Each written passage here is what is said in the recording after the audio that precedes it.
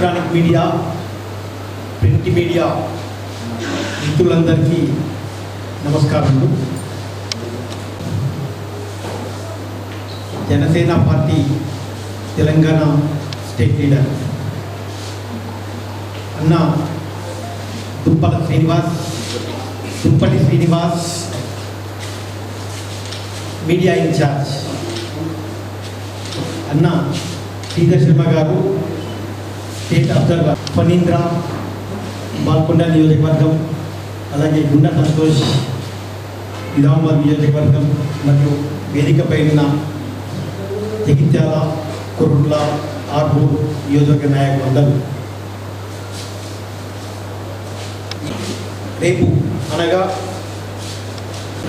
నిజామాబాద్ మరియు జహీరాబాద్ పార్లమెంట్ నియోజకవర్గాల కార్యకర్తల ఆత్మీయ సమావేశం జరుగుతుంది. దానికి ముఖ్యంగా నేను మీ అందరినీ ఆహ్వానిస్తున్నాను. మీరంతా కూడా అక్కడికి రావాల్సిందిగా మా ఆహ్వానం. నేను మొన్న జనసేన పార్టీలో జాయిన్ అయినప్పుడు నేను కేవలం మెసేజ్ మాత్రమే పెట్టడం జరిగింది మీకు వాట్సాప్లో నా జాయినింగ్ విషయం.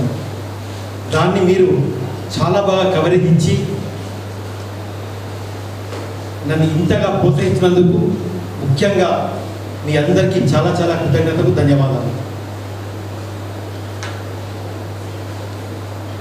జనసేన పార్టీ ముఖ్యంగా కార్యకర్తల్ని కూడా నాయకుల్ని చేయడానికి, ఎమ్మెల్యేలు చేయడానికి, ఎంపీలు చేయడానికి, రాజ్యసభ మెంబర్లను చేయడానికి కార్యకర్తల కోసం పుట్టిన పార్టీ జనసేన పార్టీ. పవన్ కళ్యాణ్ గారు వారి ఆశయాలు,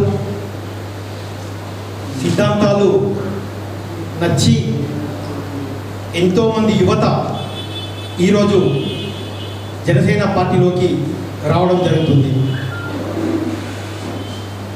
తెలంగాణ రాష్ట్రం ఏర్పడిన తర్వాత తెలంగాణ రాష్ట్రంలో పుట్టిన మొట్టమొదటి పార్టీ జనసేన పార్టీ.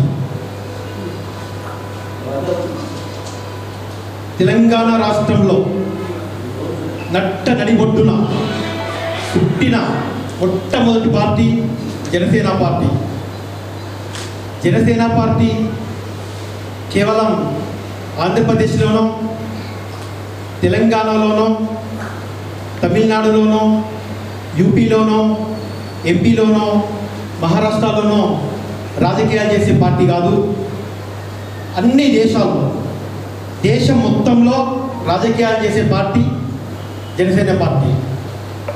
దేశంలోనే కాకుండా ప్రపంచవ్యాప్తంగా పవన్ కళ్యాణ్ గారిని ఇష్టపడే వాళ్ళు ఉన్నారు. ఆయన వ్యక్తిత్వాన్ని, ఆయన ఐడియాలజీని ఇష్టపడే వాళ్ళు చాలామంది ఉన్నారు. కాబట్టి దేశం మొత్తం 29 రాష్ట్రాల్లో త్వరలో జనసేన పార్టీ విస్తరించబోతుంది. అలాగే మీ అందరి సహకారం కూడా చాలా అవసరం. జనసేన పార్టీ ముఖ్యంగా సామాజిక న్యాయం చేసే పార్టీ. జనసేన పార్టీ కులవృత్తులను గౌరవించే పార్టీ. ఎన్నోసార్లు మనం కాంగ్రెస్ పార్టీని చూసినాం, టీఆర్ఎస్ని చూసినాం, కానీ ఇప్పటి వరకు ఏ పార్టీ కూడా బీసీని ముఖ్యమంత్రి చేయలేదు. తెలంగాణ రాష్ట్రంలో ఒక బీసీ ముఖ్యమంత్రి కావాలని కోరుకునే మొట్టమొదటి పార్టీ జనసేన పార్టీ.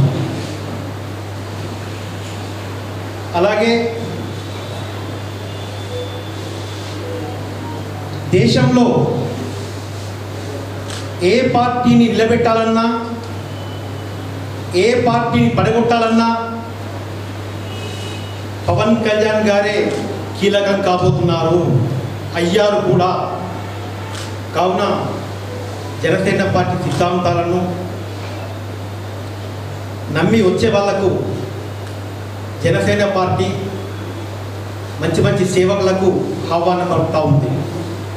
పార్టీ బలోపేతం దిశగా రేపు సుగ్నా గార్డెన్లో పార్లమెంటరీ స్థాయి సమావేశాలు ఉన్నాయి కాబట్టి నిజామాబాద్ అండ్ జైరాబాద్ మీరు తప్పకుండా రావాలని చెప్పేసి మా ఆతిథ్యాన్ని స్వీకరించాలని చెప్పేసి మీకు మేము రిక్వెస్ట్ చేయడం జరుగుతూ ఉంది. అవినీతి లేని రాజకీయాలు, సామాజిక న్యాయం, ముఖ్యంగా ఏంటంటే అందరు ఏమనుకుంటారంటే డబ్బులుంటేనే రాజకీయాలు చేయొచ్చు అనుకుంటారు. కొన్ని పార్టీలు కూడా అలా ప్రవర్తిస్తూ అలా తయారు చేసి కూర్చున్నాయి. కానీ Janasena party zero budget politics చేయబోతుంది. మామూలు కార్యకర్తలకు కూడా టికెట్లు ఇవ్వబోతుంది. ఇది మా ప్రధాన ఎజెండా. ఇంకా జడ్పీకి స్థానాల్లో మేము ఖచ్చితంగా పోటీ చేయబోతున్నాం. 10 లక్షల పోటీ. తెలంగాణలో కూడా చాలా కీలకంగా మారబోతున్నాం మేము. వాస్తవంగా చెప్పాలంటే ఆంధ్రప్రదేశ్ కంటే తెలంగాణ రాష్ట్రంలోనే పవన్ కళ్యాణ్ గారిని ఇష్టపడే వాళ్ళు, అభిమానించే వాళ్ళు చాలా ఎక్కువ మంది ఉంటారు.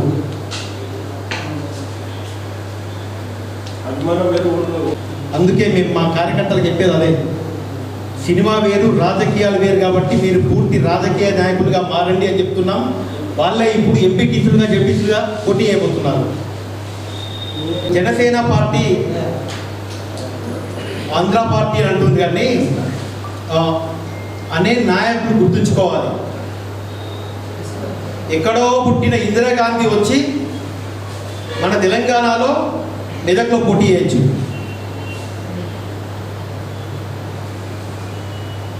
ఇదేనా వాళ్ళు అడిగేది? ఇంగిత జ్ఞానం ఉండాలి వాళ్ళకి కొంచెమన్నా. మన ప్రధానిగా చేసిన పివి నరసింహారావు గారు నంద్యాలలో పోటీ చేసి 5 లక్షల మెజార్టీతో గెలిచిండు. మన తెలంగాణ బిడ్డకు నంద్యాల ప్రజలు ఇచ్చిన గౌరవం అది. తెలంగాణ, ఆంధ్ర ఎలాంటి తేడాలు లేవు, అందరము తెలుగు వాళ్ళమే. మా విజన్ పవన్ కళ్యాణ్ గారి ముందు చూపు ఏంటంటే దేశం కోసం, దేశ సమైక్యత కోసం, దేశం కోసం పాటుపడే వ్యక్తి జనసేన పార్టీ.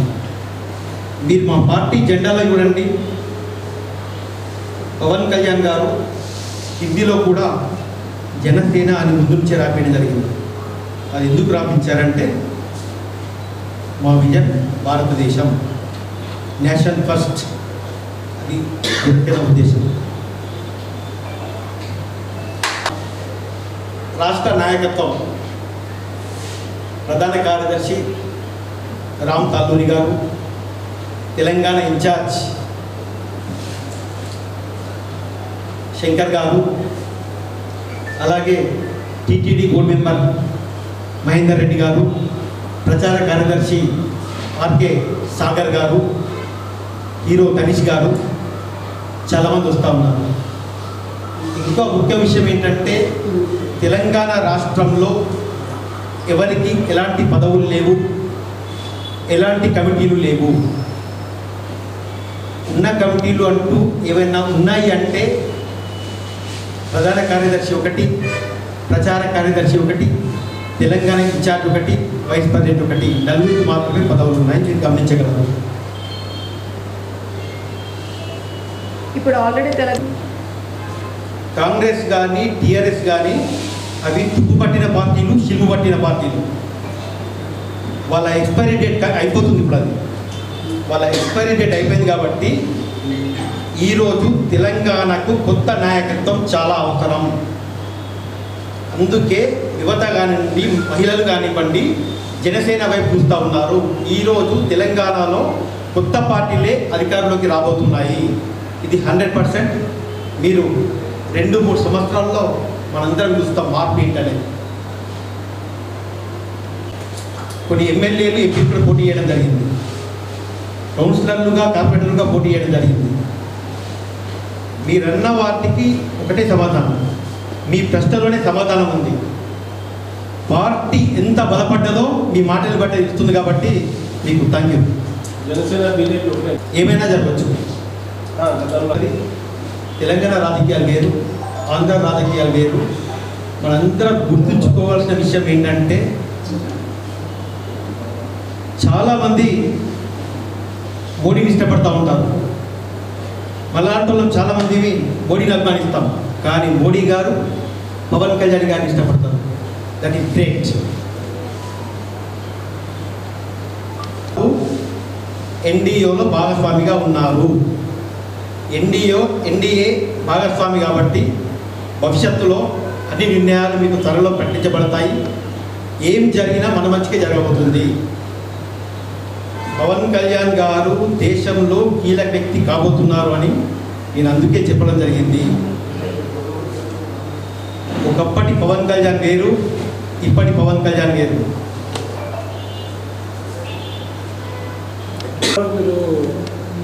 దాని గురించి మనం నేను మాట్లాడలేదు.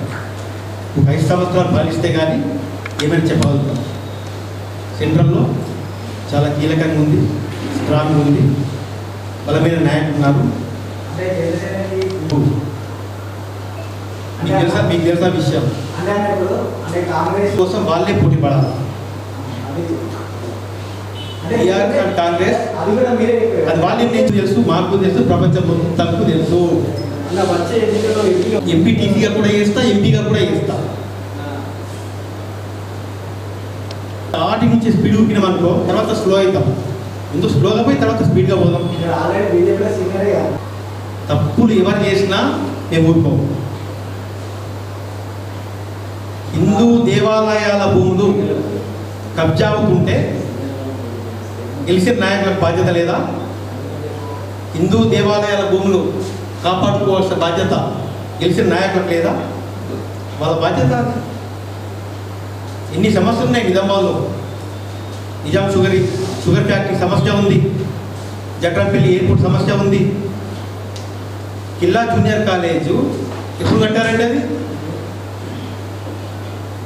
150 ఏళ్ళ కింద కట్టినారు. ఇప్పటివరకు కొత్త పనులు లేదు దానికి. మీ అందరికి మేము చెప్పేది ఒకటే, తెలంగాణలో జనసేన పార్టీకి ఒక ఎమ్మెల్యే లేడు, ఎంపీ లేడు. మేము ఖచ్చితంగా ఇవన్నీ పనులు మేము చేసి చూపిస్తాం. మేము జనసేన అనేది కొత్త పనులు చేసి చూపిస్తుంది. ఎవరితో చేపిస్తాం? మేము ఎవరైతే అధికారులు ఉన్నారో వాళ్ళతో చేసి చూపిస్తాం. మేము అదే మా ఉద్దేశం. మాకు కావాల్సింది ఏంటి? వ్యవస్థ డెవలప్ అవ్వాలి, సిస్టమ్ బాగుండాలి. దానిపైనే మేము ఆలోచిస్తాం. స్థానిక సమస్యల మీద ఖచ్చితంగా పోరాటం చేస్తాం. ఆ సమస్య అనేది ఒక 20 సంవత్సరాల కింద సమస్య.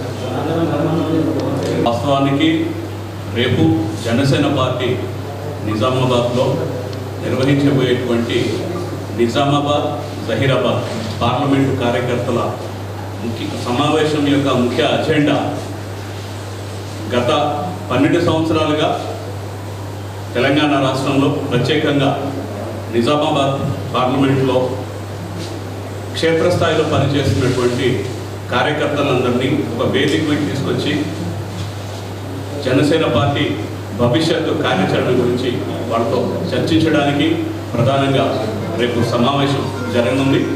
ఈ సమావేశానికి జనసేన పార్టీ ముఖ్య నాయకులు రామ్ తాడూరి గారు, శంకర్ గౌడ్ గారు, సాగర్ గారు, ఇతర నాయకులు హాజరవుతున్నారు. అదేవిధంగా జనసేన పార్టీకి తెలంగాణ రాష్ట్రంలో దాదాపు 1,00,000కు పైగా సభ్యత్వాలు నమోదై ఉన్నాయి. పార్టీ భవిష్యత్తు కార్యాచరణ ఏంటి, ఎన్నికల్లో ఏ విధంగా పోటీకి ఆడబోతున్నాము, దాన్ని భవిష్యత్తు మనం నిర్వహించుకోబోయే కార్యక్రమాల్లో పార్టీ అధ్యక్షులు శ్రీ పవన్ కళ్యాణ్ గారు ప్రకటిస్తారు. ఇందాక మీడియా మిత్రులు అడిగినట్టుగా ఏ పార్టీ ఏ స్థానంలో ఉండాలి, గెలుపు ఎవరిది, ఓటమి ఎవరిది అనేది అంతిమంగా నిర్ణయించేది ప్రజలు. మనం అనుకున్నట్టుగా భవిష్యత్తు ఉండదు. అందుకే ముఖ్యంగా చెప్పదలుచుకుంది, జనసేన పార్టీ పక్షాన తెలంగాణ రాష్ట్రంలో ముఖ్యంగా ఏ విధమైన నిర్ణయం జరగాలన్నా భవిష్యత్తు కార్యాచరణకు సంబంధించి ఏ ప్రకటనైనా సాక్షాత్తుగా మా పార్టీ అధ్యక్షులు శ్రీ పవన్ కళ్యాణ్ గారు ప్రకటిస్తారు. Thank you. Chhatrapati Shivaji statue railway station దగ్గర పూలదండ వేయడం జరుగుతుంది. అక్కడి నుంచి ర్యాలీగా అంబేద్కర్ స్టాచ్యూ పూలాన్ చౌరస్తా, అక్కడి నుంచి డైరెక్ట్ సుగుణగఢ్. మీ అందరూ ప్రత్యేక ఆహ్వానితులు. Thank you. అనుగుణంగా రేపు సమావేశం